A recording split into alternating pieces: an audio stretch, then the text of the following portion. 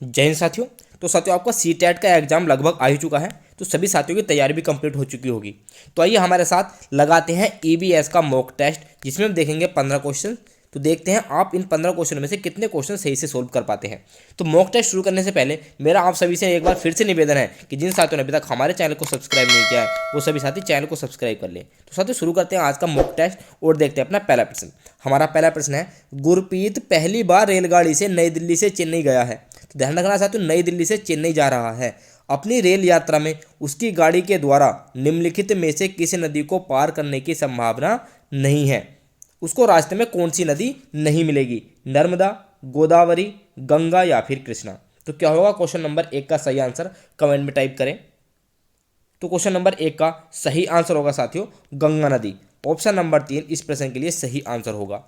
अगला प्रश्न देखते हैं। मॉक टेस्ट का हमारा दूसरा प्रश्न है, हमारे देश में निम्नलिखित स्थानों में से कौन सा ठंडा रेगिस्तान है? तो हमारे देश में ठंडा रेगिस्तान किस स्थान को कहा जाता है? दार्जिलिंग को, जैसलमेर को, लद्दाख को या फिर मेघालय को। तो क्वेश्चन नंबर 2 का आंसर जल्दी से कमेंट में टाइप करें।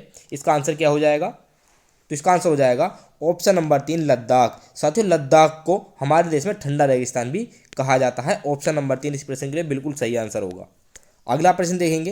प्रश्न नंबर 3 है हमारा, कक्षा 5 की पर्यावरण अध्ययन की पाठ्य पुस्तक का एक पाठ उसी से ठंडा उसी से गर्म डॉक्टर जाकिर हुसैन द्वारा लिखी गई एक कहानी है। उन्होंने बच्चों के लिए ऐसी कई कहानियां लिखी हैं। अपनी मृत्यु के समय डॉक्टर जाकिर हुसैन किस पद पर थे? भारत के प्रधानमंत्री थे, भारत के मुख्य न्यायाधीश थे, भारत के उपराष्ट्रपति थे या फिर भारत के राष्ट्रपति थे। तो जब डॉक्टर जाकिर हुसैन जी की मृत्यु हुई थी उस समय वो कौन से पद पर थे? क्वेश्चन नंबर 3 का सही आंसर क्या होगा? इसका समझ आंसर हो जाएगा साथियों ऑप्शन नंबर 4। उस समय वो भारत के राष्ट्रपति थे जिस टाइम उनकी मृत्यु हुई थी। ऑप्शन नंबर 4 इस प्रश्न के लिए बिल्कुल सही आंसर होगा। अगला प्रश्न देखेंगे। प्रश्न नंबर 4 है हमारा, खाद्य संरक्षण के लिए निम्नलिखित में से कौन सा जोड़ा ठीक नहीं है? कच्चा आम अचार, अगर हमें कच्चा आम का संरक्षण करना है तो उसको अचार में परिवर्तित कर दिया जाए, आलू के चिप्स बना दें, दूध का पनीर बना दें या फिर सेब का जैम बना दें। तो हमें वो जोड़ा बताना है जो इनमें ठीक नहीं है। तो क्वेश्चन नंबर 4 का सही आंसर कमेंट में टाइप करें। जी हाँ, इसका सही आंसर हो जाएगा ऑप्शन नंबर 3 दूध से पनीर। ऑप्शन नंबर 3 इस प्रश्न के लिए सही आंसर होगा। अगला प्रश्न देखेंगे। प्रश्न नंबर 5 है, निम्नलिखित में से कौन सी बीमारी रुके हुए या इकट्ठा हुए पानी से हो सकती है? चेचक, मलेरिया, पोलियो या फिर निमोनिया। तो क्वेश्चन नंबर 5 का सही आंसर क्या हो जाएगा?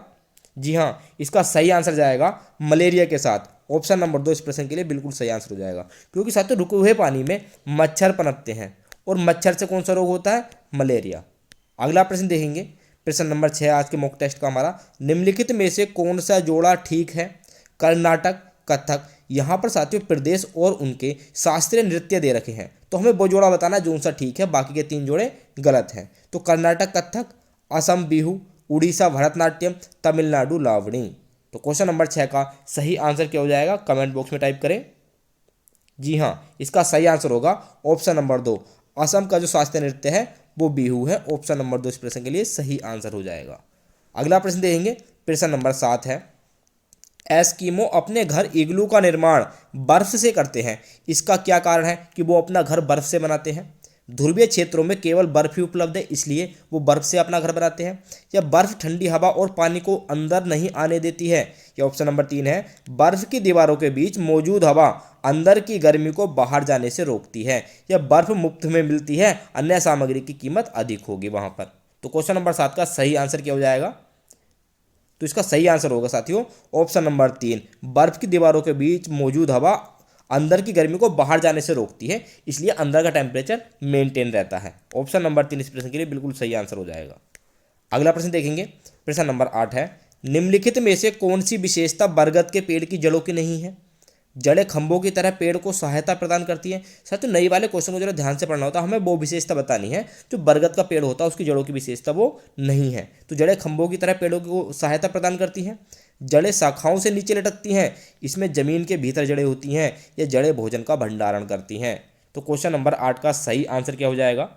तो जो साथी सोच रहे हैं ऑप्शन नंबर 4, उनका आंसर बिल्कुल सही है। ऑप्शन नंबर 4 इस प्रश्न के लिए बिल्कुल सही आंसर हो जाएगा, जड़ें भोजन का भंडारण नहीं करती हैं। ऑप्शन नंबर 4 इस प्रश्न के लिए बिल्कुल सही आंसर होगा। अगला प्रश्न देखेंगे। प्रश्न नंबर 9 है आज के मॉक टेस्ट का हमारा, शिक्षार्थियों का आकलन करते समय पर्यावरण अध्ययन की शिक्षिका को निम्नलिखित में से क्या नहीं करना चाहिए? बच्चों के कार्य से संबंधित गुणात्मक उल्लेख करना, बच्चों के पूर्व आकलन के साथ तुलना करना, शिक्षार्थियों की सीखने की क्षमताओं को ध्यान में रखकर सूचना दर्ज करना, या फिर बच्चे के कार्य के केवल कुछ पक्षों पर ध्यान केंद्रित करना। तो साथियों यहाँ पर दे रखा कुछ पक्षों पर, तो इस पर ही हमें ध्यान देना कि कुछ पक्षों पर ध्यान केंद्रित नहीं करना होता है, बल्कि हमें बच्चे के सभी पक्षों पर ध्यान केंद्रित करना होता है। तो इसका आंसर हो जाएगा ऑप्शन नंबर 4। ऑप्शन नंबर 4 इस प्रश्न के लिए बिल्कुल सही आंसर होगा। अगला प्रश्न देखेंगे, प्रश्न नंबर 10 है हमारा, प्राथमिक स्तर पर पर्यावरण अध्ययन में समुदाय सीखने सिखाने का एक महत्वपूर्ण संसाधन है, क्योंकि भाई समुदाय सीखने सिखाने का एक महत्वपूर्ण संसाधन कैसे हो सकता है? यह वास्तविक स्थितियों में सीखने के अवसर उपलब्ध कराता है, यह एक बहुत सस्ता संसाधन है, यह आसानी से उपलब्ध होने वाला संसाधन है, या फिर इसमें समझदार और बुजुर्ग व्यक्ति होते हैं। तो क्वेश्चन नंबर 10 का सही आंसर क्या हो जाएगा साथियों? कमेंट में टाइप करें। तो जी हाँ, इसका सही आंसर होगा ऑप्शन नंबर 1 कि यह वास्तविक स्थितियों में सीखने के अवसर उपलब्ध कराता है। ऑप्शन नंबर 1 इस प्रश्न के लिए बिल्कुल सही आंसर होगा। अगला प्रश्न देखेंगे, प्रश्न नंबर 11 है हमारा, पर्यावरण अध्ययन की प्रकृति निम्नलिखित का समर्थन नहीं करती है। अब पर्यावरण अध्ययन की प्रकृति किसका समर्थन नहीं करती है? बच्चों को खोज करने के लिए पर्याप्त स्थान मिले, बच्चे कम गलतियां करें, बच्चों को करके सीखने का अवसर मिले, या फिर बच्चे बहुत से प्रश्न पूछें। तो सोचो बच्चों को खोज करने के लिए पर्याप्त स्थान मिले, बिल्कुल सही है। बच्चे कम गलतियां करें, ये हमारा सही आंसर हो जाएगा इस प्रश्न के लिए, क्योंकि साथियों पर्यावरण अध्ययन कहता है कि बच्चे जितनी ज़्यादा गलतियां करेंगे वो उतना ही ज़्यादा उनसे सीखेंगे। तो ऑप्शन नंबर 2 इस प्रश्न के लिए बिल्कुल सही आंसर होगा। अगला प्रश्न देखेंगे, प्रश्न नंबर 12 है आज के मॉक टेस्ट का हमारा, पर्यावरण अध्ययन शिक्षण के संदर्भ में राष्ट्रीय पाठ्यचर्या की रूपरेखा जो NCF 2005 है, निम्नलिखित में से किसे प्रस्तावित नहीं करती है? विषय अनुसार उपागम को, बच्चों के अनुभवों और संदर्भों से जोड़ना, हस्तपरक क्रियाकलाप, या फिर तकनीकी शब्दावली से परिचित कराना। तो क्वेश्चन नंबर 12 का सही आंसर क्या हो जाएगा? इसका सही आंसर होगा साथियों ऑप्शन नंबर 4, तकनीकी शब्दावली से परिचित कराना। ऑप्शन नंबर 4 इस प्रश्न के लिए सही आंसर होगा। अगला प्रश्न देखेंगे, प्रश्न नंबर 13 है हमारे आज के प्रैक्टिस सेट का, प्राथमिक कक्षाओं में पर्यावरण अध्ययन पढ़ाने के लिए निम्नलिखित में से कौन सा उद्देश्य संबंधित नहीं है? भौतिक और सामाजिक परिवेश के प्रति संवेदनशीलता विकसित करना, विज्ञान के आधारभूत प्रत्ययों और सिद्धांतों को रटकर याद कर लेना, पर्यावरण को खोजने के अवसर प्रदान करना, या फिर अवलोकन, मापन, भविष्य कथन और वर्गीकरण जैसे कौशलों का विकास करना। तो क्वेश्चन नंबर 13 का सही आंसर क्या हो जाएगा साथियों? कमेंट में टाइप करें इसका आंसर। जी हाँ, इसका सही आंसर होगा ऑप्शन नंबर 2, विज्ञान के आधारभूत प्रत्ययों और सिद्धांतों को रटकर याद कर लेना। यह उद्देश्य पर्यावरण अध्ययन का प्राथमिक कक्षाओं में नहीं है। ऑप्शन नंबर 2 इस प्रश्न के लिए बिल्कुल सही आंसर होगा। अगला प्रश्न देखेंगे, प्रश्न नंबर 14 है हमारा, पर्यावरण अध्ययन की एक शिक्षिका निम्नलिखित कारणों से अपनी कक्षा का प्रारंभ कुछ मुख्य प्रश्न पूछते हुए करती है। सबसे कम प्राथमिकता वाला कौन सा प्रश्न हो सकता है वो हमें बताना है। शिक्षार्थियों का चिंतन सीमित किया जा सकता है, शिक्षार्थियों का चिंतन उद्दीप्त किया जा सकता है, मतलब उसको बढ़ाया जा सकता है, प्रश्न शिक्षार्थियों में उत्सुकता जगाते हैं, या प्रश्न प्रकरण को संदर्भपरक बनाने में मदद करते हैं। तो क्वेश्चन नंबर 14 का सही आंसर क्या हो जाएगा? इसका सही आंसर होगा ऑप्शन नंबर 1, शिक्षार्थियों का चिंतन सीमित किया जा सकता है। ऑप्शन नंबर 1 इस प्रश्न के लिए सही आंसर होगा। अगला प्रश्न देखेंगे और इस मॉक टेस्ट का लास्ट प्रश्न है। अंत में आपको कमेंट में टाइप करके बताना है कि आपके 15 में से कितने प्रश्न सही हुए हैं। किसी क्रियाकलाप के लिए समूह बनाते हुए सामाजिक अध्ययन के शिक्षक को चाहिए कि वह सभी प्रतिभागियों की सहभागिता और सहयोग सुनिश्चित करें, या सुनिश्चित करें कि लड़के लड़कियों के समूह अलग अलग हों, उनके अंकों के अनुसार समूह बनाए, केवल 2 समूह बनाए और प्रत्येक में बहुत से विद्यार्थी हों।